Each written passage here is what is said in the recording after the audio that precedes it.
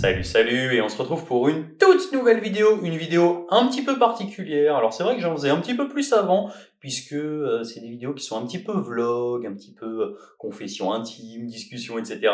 J'en faisais un petit peu plus avant quand il n'y avait pas les formats de live sur Twitch, et c'est vrai que malheureusement c'est quelque chose que je fais un petit peu moins, tout simplement parce qu'on a un petit peu plus l'occasion de discuter et d'échanger de manière directe sur Twitch ou via les lives YouTube qu'on a pu faire récemment, notamment en rapport de bataille.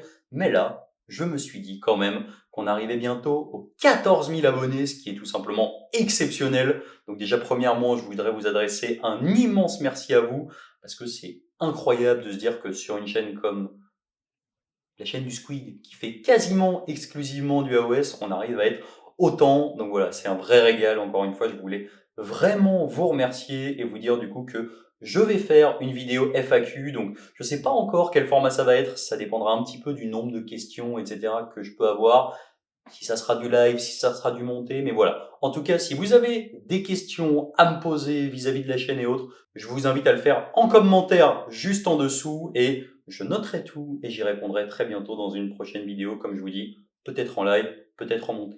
Deuxième point duquel je voulais vous parler, c'était un petit peu discuter des événements qui allaient se tenir et peut-être auxquels j'allais participer pour certains. Et en tout cas, j'aurai potentiellement le plaisir de vous y rencontrer bientôt. Le premier événement duquel je voulais vous parler, c'était la tenue de l'événement caritatif organisé par la Confrérie des Malmouleux qui aura lieu le week-end prochain, le week-end du 4 et 5 décembre. Donc c'est un tournoi qui pouvait accueillir jusqu'à 144 joueurs. Les inscriptions sont désormais fermées, mais je voulais absolument le mettre en avant puisque lors de cet événement, il y a quelque chose d'assez exceptionnel qui va se passer, qui est qu'il y a plein de peintres un petit peu de toute la France qui ont joué le jeu et qui ont proposé des peintures qui vont être mises aux enchères et l'ensemble des gains vont être remis au Téléthon de la part de la Confrérie des Malmouleux. Donc voilà, donc c'est absolument génial. Pour ma part, j'aurai le plaisir d'être sur place à Lausanne le week-end du 4-5 décembre. Et donc, c'était l'occasion pour moi de vous en toucher un petit mot. Et si vous voulez passer par là-bas, participer à la vente aux enchères, etc., nous faire un petit coucou, c'est avec grand plaisir.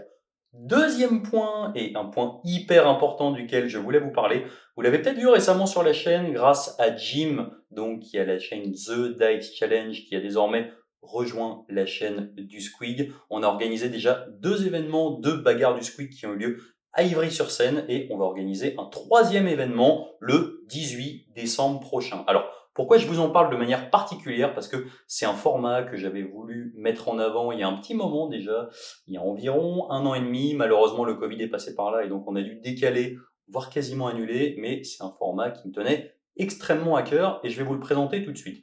L'idée, c'est d'avoir une journée, on va dire une sorte de tournoi, qui va être un petit peu plus débutant friendly. Je vous explique. Le constat aussi que j'ai tiré pour ma part, c'est que le jeu est très stéréotypé selon le format auquel on est. C'est-à-dire que à 1000 points, on va avoir certaines armées, certaines listes qui vont vraiment prédominer. À 1500 points, tout ça va un petit peu se décaler. Et à 2000 points, on va retrouver le metagame qu'on connaît actuellement, où on va avoir certaines armées qui vont être vraiment à la ramasse. Je pense par exemple à tout ce qui peut être Gloomspite et compagnie, et ou des armées qui tournent autour de grosses synergies et de gros héros vont pouvoir s'y retrouver et tirer un petit peu leur épingle du jeu.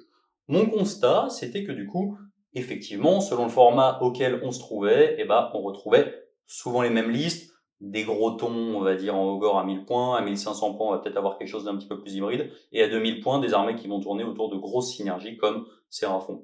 Du coup, m'est venue l'idée de dire, est-ce qu'on n'essaierait pas de faire un tournoi, alors je ne sais pas si c'est le bon mot, mais disons au moins un événement, sur lequel, sur une journée, on allait jouer la première partie à 1000 points, la deuxième partie à 1500 points et la troisième partie à 2000 points.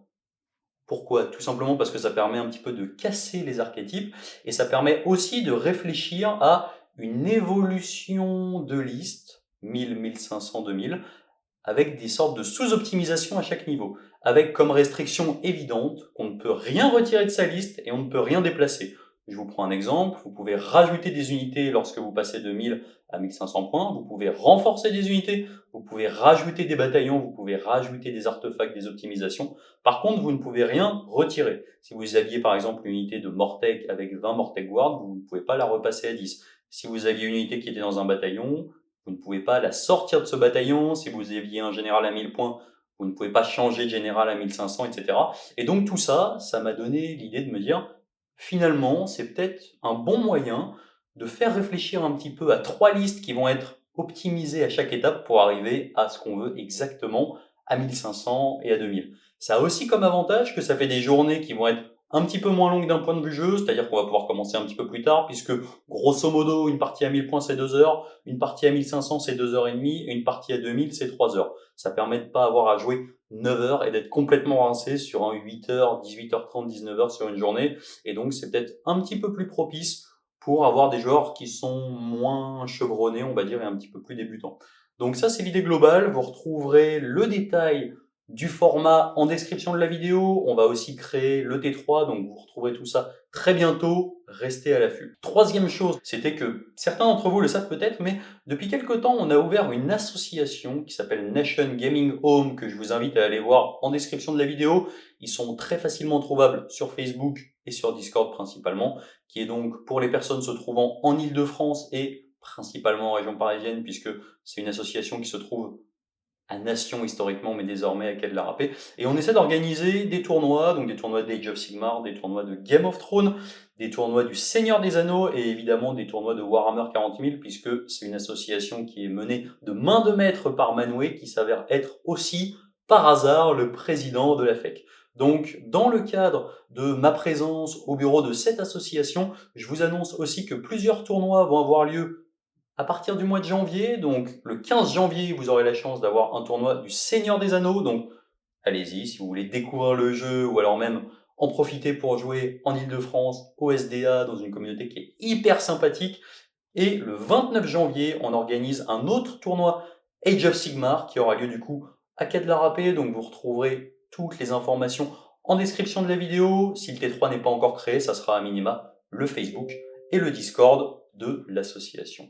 Donc voilà, c'est tout pour moi. J'espère que cette petite vidéo vous a plu. Je vous invite, comme je vous ai dit précédemment, à me laisser un maximum de commentaires et de questions si vous voulez qu'on se fasse une petite fac sympa en mode soit petit live chill, soit petite vidéo montée si vraiment il y a 900 milliards de questions. Mais voilà, encore une fois, je voudrais vous adresser un grand merci. Si on a réussi à créer tout ça aujourd'hui dans le cadre de la chaîne, c'est grâce à vous, très clairement, parce que si on n'a pas de suivi, si on n'a pas de retour, si on n'a pas toute cette bienveillance de la communauté, eh ben, on n'a pas cette espèce de niaque et de motivation qui nous pousse à faire toujours plus de contenu et à partager toujours plus et également à organiser des événements. Donc, je vous remercie. N'oubliez pas, si vous voulez, une petite question en commentaire. Et moi, je vous dis salut, salut!